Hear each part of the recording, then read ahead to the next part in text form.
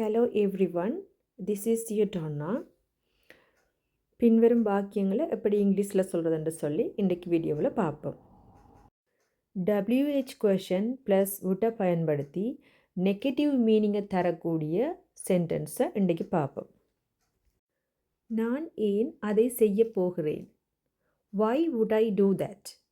Why would I do that? இதை யார் விரும்புவார்கள்? Who would like this? Who would like this? எனக்கு எப்படி அதற்கு நேரம் இருக்கும்? When would I have time for that? When would I have time for that? இவ்வளவு விலையுயர்ந்த உடைகளை யார் வாங்குவார்கள்? Who would buy such expensive dresses?